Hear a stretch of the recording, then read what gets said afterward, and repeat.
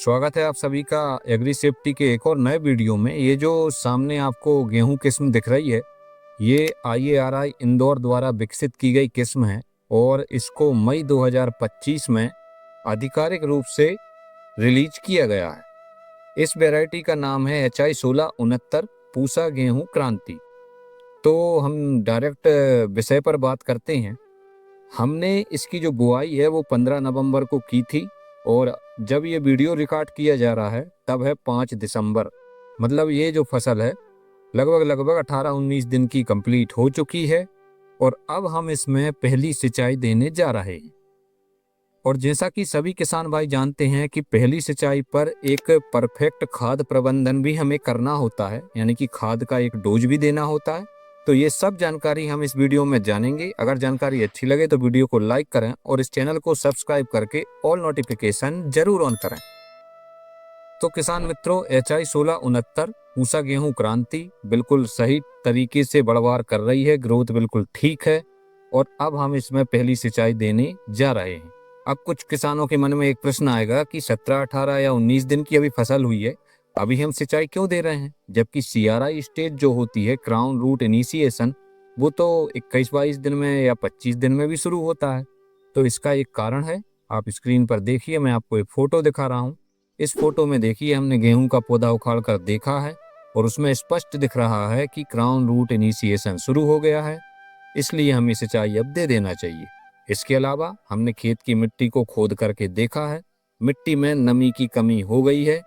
इसका मतलब है कि मिट्टी भी नमी मांग रही है और पौधा भी CRI स्टेज में आ गया है। मतलब दोनों कंडीशन बन रही हैं कि अब हमें सिंचाई देना पड़ेगी। तो इस सिंचाई में हम सबसे पहले दे रहे हैं यूरिया। सामने हमारे अरविंद भाई, ये हमारे परम मित्र सहयोगी जो खेती में हमारी सहयोग करते हैं, ये यूरिया को पूरे खेत में बिखेर रहे हैं और पास में आपको पाइपलाइन भी दिख रही होगी। इस पाइपलाइन के द्वारा हम तुरंत पानी भी देंगे। यूरिया में एक विशेष चीज ध्यान रखना चाहिए कि जैसे ही आप यूरिया खेत में फेंकते हैं उसके 2-3 घंटे के अंदर पानी जरूर लगा देना चाहिए। हमें यूरिया बिखराव उतनी ही जगह में करना चाहिए जितनी जगह में हम जल्दी पानी लगा सकें, क्योंकि अगर बहुत देर तक यूरिया जमीन में पड़ा रहेगा तो धूप से, नमी से वो भाप बन करके उड़ जाएगा। आपकी फसल को आधा ही यूरिया मिल पाएगा और आधा यूरिया बर्बाद हो जाएगा। इसलिए ध्यान रखें कि जब भी आप यूरिया दे रहे हो तो पहले उसे उतनी ही जगह में देना है जितनी जगह में आप सिंचाई लगाएं। तो हम जो कर रहे हैं वो यही कर रहे हैं कि शिफ्ट बाय शिफ्ट यूरिया देंगे और शिफ्ट बाय शिफ्ट पानी लगाते जाएंगे। इससे यूरिया की कम से कम नुकसान हमको होगा और परफेक्ट पोषण फसल को मिलता जाएगा। तो पहली चीज होगा यूरिया, ये हम लगभग 35 किलो प्रति एकड़ के हिसाब से दे रहे हैं। इसके अलावा हम दूसरा पोषक तत्व दे रहे हैं जिंक, लेकिन जिंक हम दे रहे हैं EDTA वाला, यानी कि चिलेटेड जिंक दे रहे हैं। तो ये हम स्प्रे करेंगे सिंचाई के 4-5 दिन बाद 100 ग्राम प्रति एकड़ के हिसाब से, क्योंकि हम जो कंपनी का जिंक उपयोग कर रहे हैं वो मल्टीप्लेक्स का जिंक है। स्क्रीन पर आपको दिख भी रहा होगा। कंपनी के अनुसार इसकी अनुशंसा है 100 ग्राम प्रति एकड़ का इसको स्प्रे करना चाहिए, तो हम 100 ग्राम ही स्प्रे करेंगे।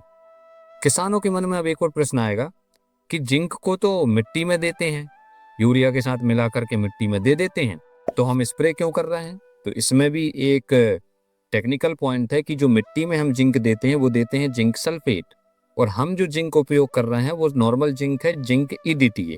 इसके अलावा जिंक के साथ एक वैज्ञानिक सिद्धांत भी काम करता है कि अगर मिट्टी का pH 7.5 या उससे अधिक होता है तो उस मिट्टी में जिंक को नहीं देना चाहिए, नहीं तो जिंक मिट्टी के साथ विभिन्न प्रकार की रिएक्शन करके जम जाता है, ठोस हो जाता है, अघुलनशील हो जाता है, फिर वो पानी में नहीं घुलता, सिंचाई से भी नहीं घुलता और हमारे पौधों को प्राप्त नहीं होता है। तो हमारी जो मिट्टी है उसकी मिट्टी जांच रिपोर्ट आप स्क्रीन पर देखिए, ये 7.5 से ज्यादा है, 7.7 के भी ऊपर है। इसलिए अगर हमने मिट्टी में जिंक दिया तो मिट्टी में जाकर जम जाएगा और उसका हमें कोई फायदा नहीं मिलेगा। इसलिए हम मिट्टी में जिंक सल्फेट न दे करके चिलेटेड जिंक को डायरेक्ट पौधों पर स्प्रे कर रहे हैं, जिससे कि पूरा जिंक हमारे पौधों पर मिल सके। तो ये हमारा मैनेजमेंट है। पहली सिंचाई जैसे ही हमें लगा कि कर देनी चाहिए तो हम कर रहे हैं। हम कोई दिनों की गिनती नहीं कर रहे कि 21 दिन में ही करेंगे, ऐसा कोई जरूरी नहीं है। फसल में CRI शुरू हो गई, मिट्टी में नमी कम हो गई, बस हमने सिंचाई लगा दी। इसी तरह हर किसान को करना चाहिए। आप चैनल को सब्सक्राइब करके रखें, जिससे कि आपको सटीक वैज्ञानिक सिद्धांतों पर आधारित जानकारी लगातार मिलती रहे। तो चलिए मिलते हैं हमारे अगले वीडियो में, तब तक के लिए जय हिंद, जय भारत।